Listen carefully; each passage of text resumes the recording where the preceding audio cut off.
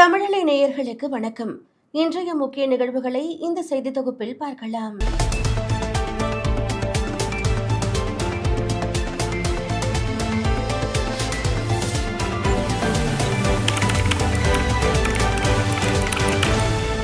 திருச்சி கிழக்கு தொகுதியில் போட்டியிடும் தாவேகா தலைவர் விஜய் வேட்பு மனுவை தாக்கல் செய்தார். தமிழக வெற்றி கழகம் முதன்முறையாக சட்டமன்ற தேர்தலை சந்திக்கிறது. 234 தொகுதிகளிலும் அந்த கட்சி தனித்து போட்டியிடுகிறது. அக்கட்சியின் தலைவர் விஜய் பெரம்பூர் மற்றும் திருச்சி கிழக்கு தொகுதியில் போட்டியிடுகிறார். கடந்த திங்கட்கிழமை பெரம்பூரில் அவர் வேட்பு மனு தாக்கல் செய்தார். இந்த நிலையில் திருச்சி கிழக்கு தொகுதியில் இன்று அவர் தனது வேட்பு மனுவினை தாக்கல் செய்தார். மாநகராட்சி அலுவலகத்தில் தேர்தல் நடத்தும் அலுவலரிடம் தனது மனுவினை விஜய் வழங்கினார். இதைத் தொடர்ந்து திருச்சியில் அவர் பரப்புரை மேற்கொண்டார். சேப்பாக்கம் திருவல்லிக்கேணி தொகுதியில் உதயநிதி ஸ்டாலின் வேட்புமனு தாக்கல் செய்தார். சேப்பாக்கம் திருவல்லிக்கேணி தொகுதியில் திமுக சார்பில் 2வது முறையாக போட்டியிடும் உதயநிதி ஸ்டாலின் திருவல்லிக்கேணியில் சேப்பாக்கம் தேர்தல் நடத்தும் அலுவலர் சுகந்தியிடம் வேட்புமனுவை தாக்கல் செய்தார். தேர்தல் வாக்குறுதிகள் அனைத்தையும் தாவேகா நிச்சயம் நிறைவேற்றும் என்று விஜய் திட்டவட்டமாக தெரிவித்துள்ளார்.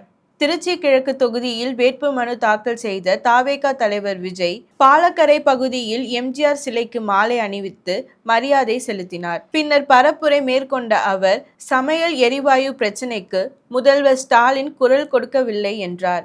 கடந்த தேர்தலில் திமுக கொடுத்த வாக்குறுதிகள் என்ன ஆச்சு என்று கேள்வி எழுப்பிய விஜய் ஏமாற்றுவதே அவர்களின் வேலை என்றார். இப்போதும் பொய் வாக்குறுதிகளை திமுக கொடுத்து இருப்பதாகவும், ஆனால் தாவேகா கொடுத்த வாக்குறுதிகளை நிச்சயம் நிறைவேற்றும் என்றார். தனி சின்னம் இருக்கும்போது எங்கள் சின்னத்தில்தான் போட்டியிட வேண்டும் என்று சொல்வது தவறு என்று மார்க்சிஸ்ட் மாநில செயலாளர் தெரிவித்துள்ளார். திமுக கூட்டணியில் அங்கம் வகிக்கும் மார்க்சிஸ்ட் கட்சிக்கு 5 தொகுதிகள் ஒதுக்கப்பட்டுள்ளது.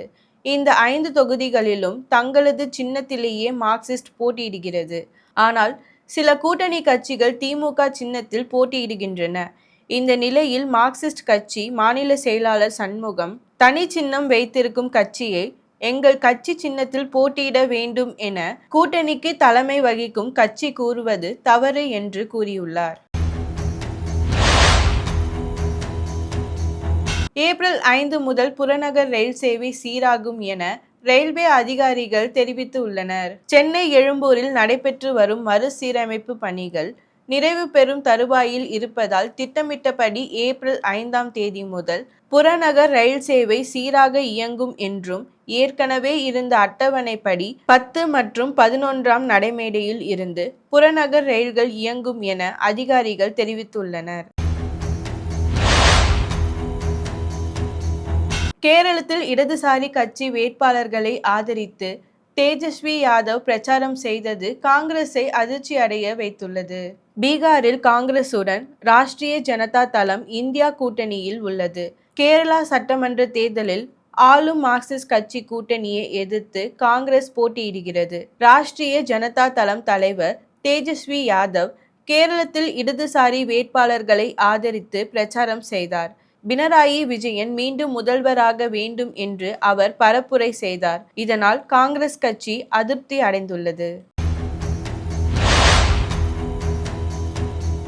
புதுச்சேரியில் விஜய் பிரச்சாரம் மேற்கொள்ள வரும் 5ஆம் தேதிக்கு பதில் 4ஆம் தேதிக்கு காவல்துறையினர் அனுமதி அளித்து நிபந்தனைகளை விதித்துள்ளனர். புதுச்சேரி பரப்புரையில் விஜய் பேசும் இடங்களில் கர்ப்பிணிகள், குழந்தைகளுக்கு அனுமதி கிடையாது என்றும், தமிழக ரசிகர்கள், தொண்டர்கள் பங்கு பெறக்கூடாது என்றும், மேலும் விஜய் அனுமதிக்கப்பட்ட இடத்தில் வேன் மீது மட்டுமே நின்று பேச வேண்டும் என்று புதுச்சேரி காவல்துறையினர் நிபந்தனை விதித்துள்ளனர். 50 ஆண்டுகளுக்கு பிறகு நிலவுக்கு மனிதர்களை அனுப்பி அமெரிக்கா சாதித்து இருக்கிறது. அமெரிக்கா விண்வெளி ஆய்வு மையமான நாசா 1969ஆம் ஆண்டு முதன்முறையாக மனிதர்களை நிலவுக்கு அனுப்பி சாதனை படைத்தது. இந்த நிலையில் 50 ஆண்டுகள் கழித்து மீண்டும் 4 வீரர்களை நிலவுக்கு அனுப்பி இருக்கிறது. அமெரிக்கா ஆர்டமஸ் 2 மிஷன் மூலம் 4 விண்வெளி வீரர்கள் வெற்றி பயணத்தை தொடங்கினர். 10 நாட்கள் நிலவை சுற்றி வரும் இவர்கள் ஓரியன் விண்கலம் மூலம் பூமிக்கு பத்திரமாக திரும்புவார்கள். ஆடவர் பேட்டிங் தரவரிசை பட்டியலில் அபிஷேக் சர்மா, இஷான் கிஷன் முதல் மற்றும் 2ஆம் இடத்தில் நீடிக்கின்றன. ஐசிசி T20 பேட்டிங் தரவரிசை பட்டியல் வெளியிடப்பட்டுள்ளது.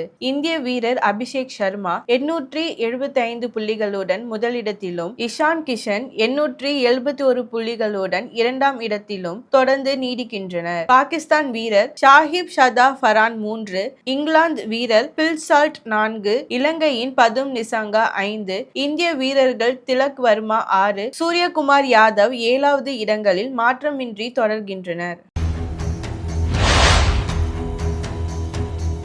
பெண்களுக்கான ஒருநாள் போட்டியில் நியூசிலாந்து அணியினர் அதிக ரன்கள் எடுத்து வரலாற்று சாதனை படைத்துள்ளனர். தென் ஆப்பிரிக்கா மகளிர் அணிக்கு எதிரான 2வது ஒருநாள் போட்டியில் நியூசிலாந்து மகளிர் அணி வரலாற்று சாதனை படைத்துள்ளது. நியூசிலாந்து கேப்டன் அமெலியா கேர் ஆட்டமிழக்காமல் 179 ரன்கள் குவித்து தனது அணியை 347 ரன்கள் என்ற சவாலான இலக்கை பிடிக்க வழிநடத்தினர். கடந்த ஆண்டு மகளிர் உலகக்கோப்பை அரையிறுதி போட்டியில் ஆஸ்திரேலியாவிற்கு எதிரான ஆட்டத்தில் இந்திய மகளிர் அணியினர் 339 ரன்கள் குவித்து சாதனை படைத்திருந்தனர். இந்திய மகளிர் அணியின் இந்த சாதனையை தற்போது தென் ஆப்பிரிக்கா அணிக்கு எதிரான ஆட்டத்தில் நியூசிலாந்து 450 ரன்களை குவித்து முறியடித்துள்ளது. மேலும் செய்திகளுக்கு தொடர்ந்து இணைந்திருங்கள் தமிழலை செய்திகளோடு.